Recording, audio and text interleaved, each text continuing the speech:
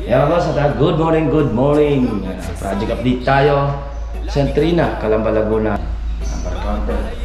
Bula, bang natin to. 3 links pa tayo nalagay dito. Counter na natin. Yung 3 links na nalagay natin. Yung tubular na 2 by... Ayan o, batak na tayo ng masilya dito. Ayan, pupunti na. Kasi ito yung pinahasa natin to. Yung wall na to. Mga maraming damage. Nagtatanggalan yung nagbabakbak. Yung dating nilagay. Hidden door. Ayan o. Tapos ito nga sa kabila. Tapos yung pinto, mayroon din. Naka ano yan. Labas yung pinto na. Nakangilin yung pantay lang din. Okay naman. Ito naman tayo. Ayan o. At Carmelry naman tayo. Ayan o. Ayos na. Kailangan na lang dyan yung railings tsaka yung salamin.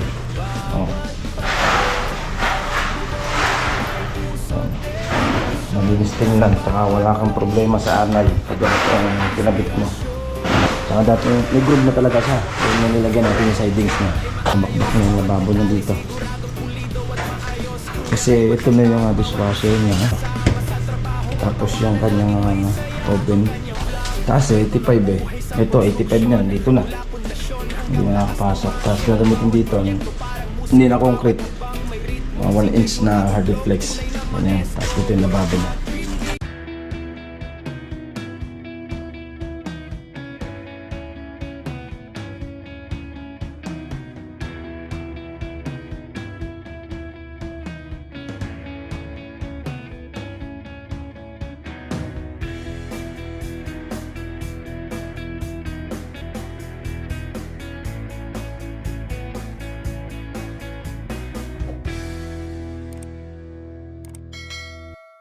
Yeah, boss, good morning, good morning. Project update tayo.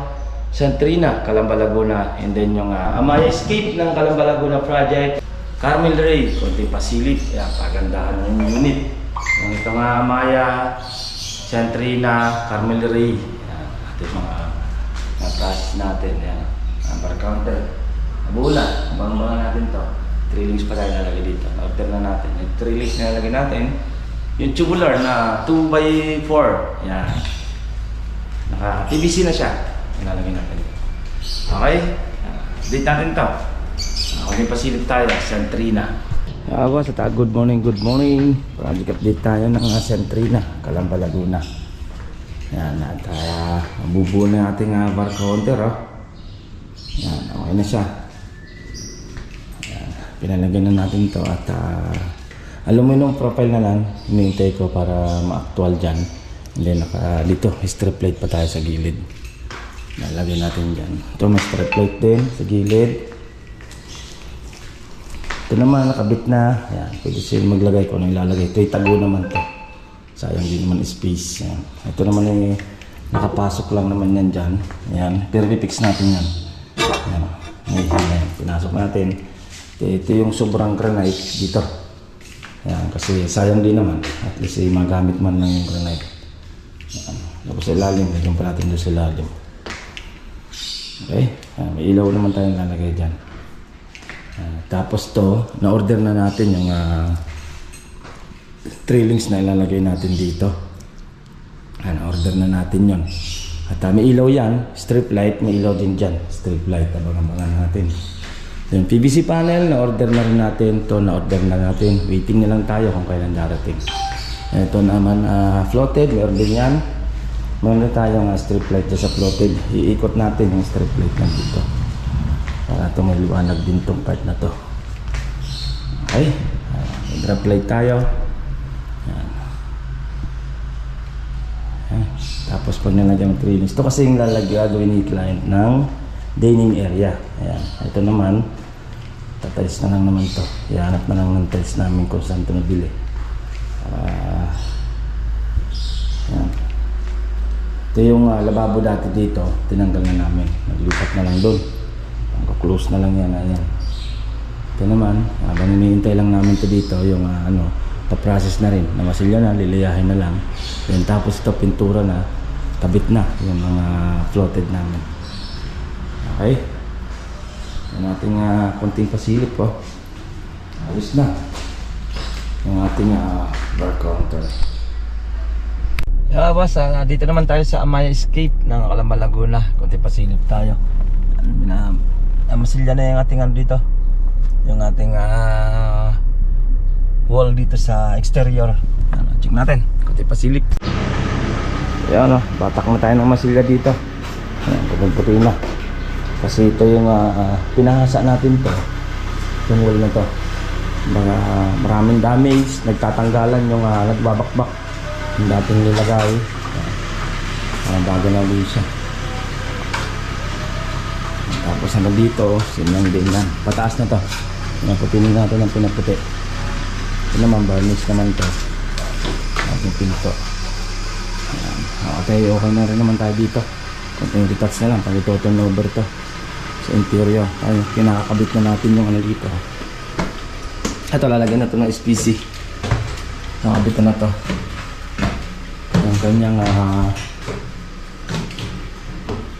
hidden door. Ayan na. Ayan. Tapos ito nga dito sa kabila.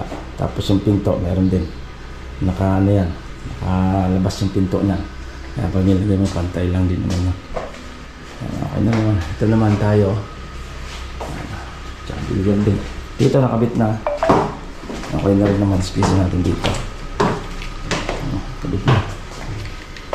Sa block 6 natin, block 7, Tanawan Park Place, Phase 3. Ganito rin kakabit natin. Space din. Yan, mga ilaw din yan. Sabdan natin. Okay. Ayan. Strip light lang tayo. Ating kunting pasilip. Ayan. Ito sa ating Amaya Escape, Calamba, Laguna, guys. Yan mga boss, yan natin kunting pasilip. Yan yung ating project ng Amaya Escape, Calamba, Laguna. Yan, nakakabit na yung ating clothed para sa hidden door natin na pinto ng CR. Hindi na masilya na yung ating wall sa labas. And then in-order ko na rin yung span rail na ikakabit dyan. Hintayin na lang natin kung kailan darating. Siguro by next week yung span rail. Ayan mga boss, top dito kayo pag nasa Carmel Ray naman tayo, Calamba, Laguna. Let's go. Mga boss, dito naman tayo sa Carmel Ray, Calamba, Laguna. Natatitibag na natin yung lababo. Dahil dumating naman yung dishwasher ni ma'am. At yung ginawa na lababo ng dating contractor, medyo mataas. Hindi makakapasok sa loob, kaya babaguhin natin. Iangat natin ng konti. Okay, check natin itong Carmel Ray. Let's go. Yan at Carmel Ray naman tayo. Kunting pasilip. Bakbak na natin dito. Bakbak na yung lababo natin. Ayun, makakita natin ipit talaga lang natin kumpare talagang pang dayo. Ayan ayos na. Kailangan na lang dyan yung railings tsaka yung salamin. Ayos na. Check na natin ito sa second floor muna. Ito. Ayan. Ganda talaga pag-retiles ang ginamit natin. Ayos na.